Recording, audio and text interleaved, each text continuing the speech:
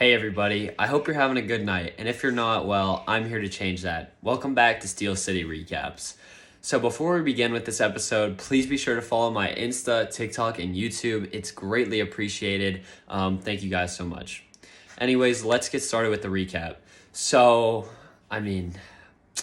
depends. We lost to the two worst teams in the NHL at the moment. The best contenders for Connor Bedard, one of the best NHL player, or one of the best players coming into this year's draft, or the best player, and labeled a generational talent. They literally just didn't even want to win this game, and we basically handed it to them. We couldn't score. We couldn't make big saves whenever we needed to.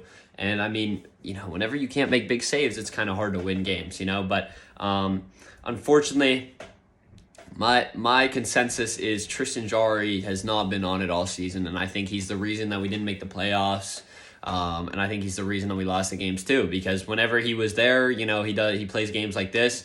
Don't get me wrong, he had some good games all season, with the shutout, a few shutout wins. But, some games he just comes in and he lets in goals like that in huge games. I just don't think he can handle the pressure, And, I think he would be a good backup, but I don't think he should be our starting goalie, That's my opinion on it. I think I also have to pin some of the blame on the big three.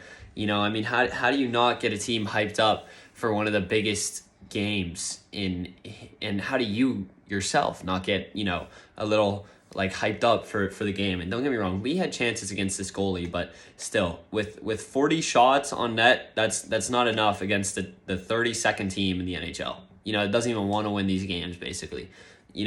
You got to go out there and you got to punch hard and you got to finish them in the first 5 minutes. You know what I mean?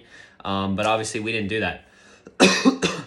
I put a little bit of the blame on Hextall too, trading away some of our players, but I do have a little bit of good news about that, guys. So today, Ron Hextall was fired. I am so thankful this happened. I think it was the only positive of us getting eliminated from the playoffs. I was extremely happy, as I'm sure all of you guys were, all of us Pens fans, we kind of came together after that. But anyways, so, my summary for Hextall was, he had 2 to 3 good moves, right? Getting Raquel for 6 years, getting Raquel in general, and keeping the big three intact, But other than that, I think the negatives outweighed his positives, Getting Granlund for a 2nd overall pick was horrible this year. I don't know why we went out and got Granlund, a person who passes and doesn't score. Because, you can't win games if you pass. You can pass it around all you want, but if you can't score, you can't score, And I don't think that he did anything. I really just don't think he helped the team at all. I think he actually hurt it more than he helped it, playing so many minutes a night and couldn't put anything in the back of the net. I don't think he had too many points with us either. So I don't know.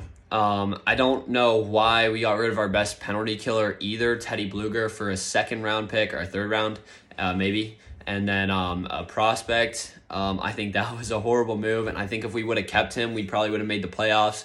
Whether that game would have been beating Boston. They scored 2 penalty goals, power play goals against us.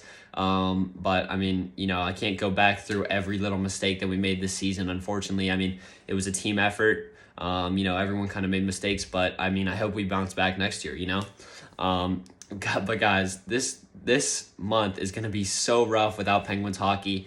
This is the first time the Penguins have ever missed the playoffs in my entire lifetime. It's a little rough, I don't know. I'm sure many of you guys are in school now, and